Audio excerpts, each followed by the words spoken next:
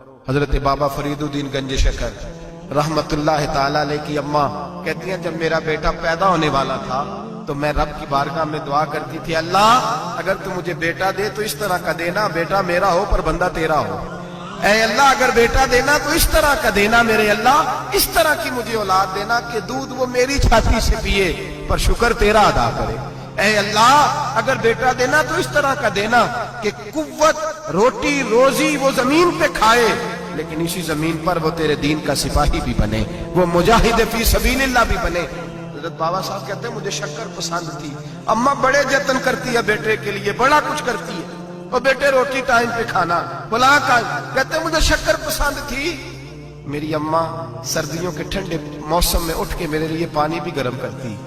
مصلی بھی بچھاتی اور پھر ایک پڑیا شکر کی بنا کے میرے مصلی کے نیچے بھی رکھتی، کہتی بیٹا نماز پڑھے تو اللہ شکر دیتا ہے۔ آپ فرماتے ہیں میں روز نماز کی پانچوں نمازوں کے وقت مصلی اٹھاتا تو پڑیا شکر کی ملتی، سکول اور مدرسے کے میں اپنے کلاس فیلوں کو بھی کہتا نماز پڑھو بڑی پیاری شکر ملتی ہے، کہتے ہیں میں روز شکر کھاتا۔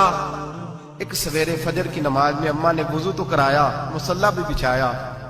پر دیہات کی وہ سادی بیوی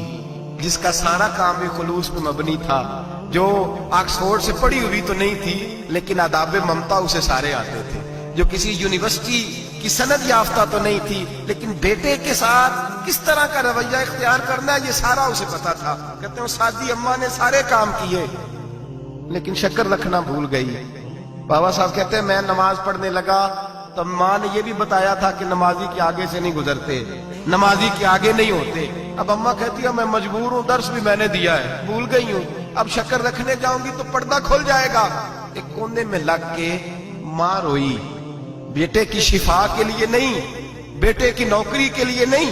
بیٹے کے اچھے مستقبل کے لیے نہیں، ماں روئی آنسو بہے تو کہتی کیا ہے، اے اللہ میں اسے اپنے آگے جھکانے کو جتن تھوڑی کرتی تھی، تیرا بنانے کا جتن کرتی تھی، اے اللہ مہربانی فرما میری پردے داری کر، اگر راز کھل گیا تو میرا فرید نماز نہ چھوڑ جائے۔ بابا صاحب کہتے ہیں اماں تڑپتی رہی اور میں نے نماز پڑھ کے مصلی اٹھایا، پہلے پڑیا ہوتی تھی اب تو پورا دریا شکر کا بہ رہا ہے۔ فرماتے ہیں میں نے وہ اٹھائی شکر کھائی اور میں نے چیخ کے کہا اماں جلدی آ، آج بڑی لذیذ ہے، آج شکر کوئی انوکھی ہے، اور آج تو کمال شکر دی ہے میرے اللہ نے، ایک پڑیا کی جگہ پورا دریا بہ رہا ہے۔ بابا صاحب رحمت اللہ علیہ فرماتے ہیں میری اماں آئی اور میری اماں نے بازو کھولے تو ماں کی ممتا ہی بتاتی ہے کہ اللہ کی رحمت کس طرح کی ہوتی ہے۔ کہتے ہیں میں نے اماں کے سینے سے لگا تو اماں رو کے کہنے لگی بیٹے پہلے میں شکر دیتی تھی، آج شکر بنانے والے نے شکر عطا فرمائی ہے۔ ساری زندگی پیشانی سے سجدے کا نور نہیں گیا، ساری زندگی وہ لذت عبادت نہیں گئی، اس لیے کہ استاد نے ڈنڈے سے نمازی نہیں بنایا، اس لیے کہ پیر صاحب نے یہ کہہ کہ نمازی نہیں بنایا تھا کہ نماز پڑھو گے تو روٹی میں برکت ہو جائے گی، اس لیے کہ علامہ صاحب کا وہ بات سن کے ہم نمازی نہیں بنے تھے کہ جس نماز میں بتایا جاتا ہے کہ بیماریاں ختم ہو جائیں گی نماز پڑھنے سے، اماں نے رب سے جوڑنے کے لیے نمازی بنایا تھا۔ ساری زندگی بابا صاحب کہتے رہے اٹھ فریدا ستیا چاڑو دے مسیت، چل ہن اٹھ فریدا ستیا چاڑو دے مسیت، او تو ستا ہے رب جاگدا تیری ڈاڈے نال پرید۔ ساری زندگی نماز کی ٹریننگ دینا، اپنے بچوں کو اپنے رب سے جوڑنا، اپنے بچوں کو اللہ کے ساتھ ان کا تعلق بنانا، ان کو رب والا بنانا، انہیں رسول پاک کا غلام بنانا، یہ ڈیوٹی ہے ماں باپ کی۔ ماں باپ اپنے بچوں کے سینوں میں اللہ کی محبت داخل فرمائیں۔ اور ہمارے مفسرین نے بحث کی ہے کہ جناب اسماعیل جو اللہ کی راہ میں قربان ہونے کو تیار ہو گئے، ان کے سینے میں جو رب کریم کا اتنا پیار موجزن ہوا کہ وہ گردن کٹانے پہ تیار ہو گئے، تو فرماتے ہیں یہ تربیت جناب ہاجرہ کی تھی، یہ ٹریننگ حضرت وہ فیضان نظر تھا، یہاں کے مکتب کی کرامت تھی۔ سکھائے کس نے اسماعیل کو آداب فرزندی؟ میرے بھائی یہ جناب ہاجرہ نے تربیت دی۔ ایک بہت بڑے محدث ہیں، اتنے بڑے محدث ہیں کہ میرے نبی کریم کی مسجد نبوی میں وہ حدیث کے استاد رہے، حضرت ربیعہ بن عبد الرحمن نبی پاک کی مسجد نبوی میں حدیث کے استاد ہوئے، اور حضرت حسن بصری جو جناب علی کے شاگرد ہیں وہ بھی حضرت ربیعہ کے شاگرد ہوئے، حضرت امام مالک جو 70 سال تک مدینہ اور مکہ میں حدیث پڑھاتے رہے وہ بھی حضرت ربیعہ کے شاگرد ہیں۔ ان کے والد کا نام تھا عبد الرحمن فروغ۔ تاریخ بغداد میں لکھا ہے کہ بنو امیہ کے دور میں تابعین کے زمانے میں جناب عبد الرحمن بن فروغ گھر سے چلے گئے، ایک روایت ہے بچہ چھوٹا تھا، ایک روایت ہے بچہ ابھی ماں کے پیٹ میں تھا، جہاد کرنے چلے گئے۔ اس دور میں یہ جہاد ہوتا تھا کہ ایک علاقہ فتح کیا تو مسلمان اگلے علاقے میں چلے گئے، اگلا فتح کیا تو اگلے علاقے میں، ایک کے بعد دوسرے لوگ پلٹ کے نہیں آتے تھے۔ حضرت عبد الرحمن گئے 30,000 دینار بیوی کو دے گئے، کہنے لگے سنبھال کے رکھنا، اور جہاد کرنے نکلے تو 27 سال تک گھر ہی نہیں آئے، اور 27 سال کے بعد آئے تو حضرت ربیہ محدث بن چکے ہیں، مسجد نبوی میں حدیث کے استاد ہیں، بیٹا بہت بڑا شیخ بن گیا۔ واپس آئے، ہاتھ میں نیزہ ہے، کالی داڑھی تھی ساری سفید ہو گئی، وجود بڑا تگڑا تھا، کمزوری آ گئی۔ آئے، نیزہ پکڑا ہوا ہے، گھوڑے پہ بیٹھے ہیں، مدینہ منورہ میں گھر ہے، دروازے پہ دستک دی، حضرت ربیہ نے دروازہ کھولا، اندر داخل ہونے لگے تو کہنے لگے بابا تو کدھر گھستا آ رہا؟ کدھر؟ اس نے کہا تو پیچھے ہٹ، تو میرے مکان پہ کب سے قبضہ کر کے بیٹھا ہے۔ بات تیز ہونے لگی، آواز تھوڑی بزرگوں کی بلند ہونے لگی تو اندر سے زوجہ نے سن لیا، اور دروازے کی اوٹ سے دیکھنے لگی تو پہچان گئی، کہنے لگی ربیہ پیچھے ہٹ جا، یہ کوئی غیر نہیں ہے، تیرے والد گرامی ہے، یہ تیرے والد ہیں۔ اندر آئے، باپ بیٹا ملے، عصر کی نماز کا وقت ہو گیا، بڑا روئے، 27 سال کے بعد باپ لوٹا، 27 سال کے بعد بڑے روئے۔ نماز کا وقت ہوا تو حضرت ربیہ جلدی سے وضو کیا، مسجد نبوی شریف چلے گئے۔ جناب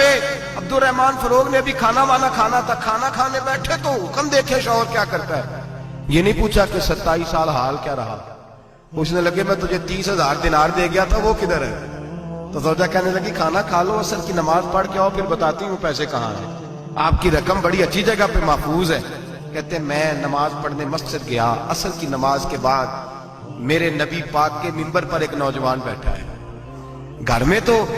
ان کا انداز ٹوپی پہننے کا تھا نا، سادے عام لباس میں، مسجد نبی میں جبہ پہنا ہے، سر پہ امامہ ہے، خوبصورت لب و لہجے میں رسول اللہ کے منبر پر بیٹھ کر، نبی پاک کے منبر پر بیٹھ کر، پتہ نہیں آپ کو اس بات کی لذت نصیب ہو رہی ہے کہ نہیں، عام جگہ نہیں، نبی پاک کے حضور کے منبر پر بیٹھ کر نبی پاک کی حدیثیں سنا رہے ہیں، اتنا بڑا مقدر۔ کہتے حضرت امام مالک جیسے لوگ، خواجہ حسن بصری جیسے لوگ کاغذ قلم لے کے حدیثوں کی سماعت کر رہے ہیں، ان سے درس لے رہے ہیں۔ جناب عبد الرحمن کہتے ہیں میری نظر اٹھی، کچھ بوڑھا ہو گیا تھا، کچھ اس وقت وہ ٹوپی میں سادے لباس میں تھے، پہچان نہ پایا۔ ایک شخص سے پوچھا یار ہے تو جوان پر اس کے چہرے کی نورانیت میرے دل کو بھا گئی ہے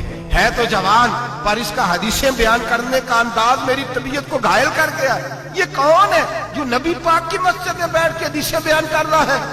کہتے امام مالک کہنے لگے بابا جی چپ کر جاؤ،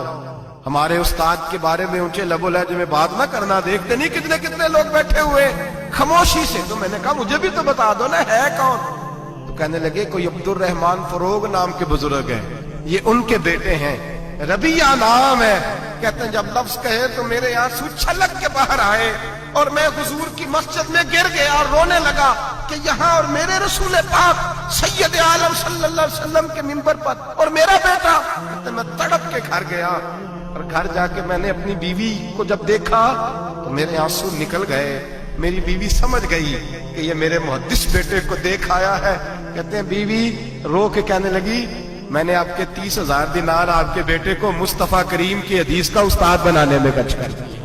میں نے وہ 30,000 دینار خرچ کر دیے، 30,000 دینار آپ کا بیٹا میں نے۔ تو کہتے ہیں میں اپنی بیوی کی طرف دیکھنے لگا، میں نے کہا قربان جاؤں، میں اگر اللہ کے دین کے رستے میں تھا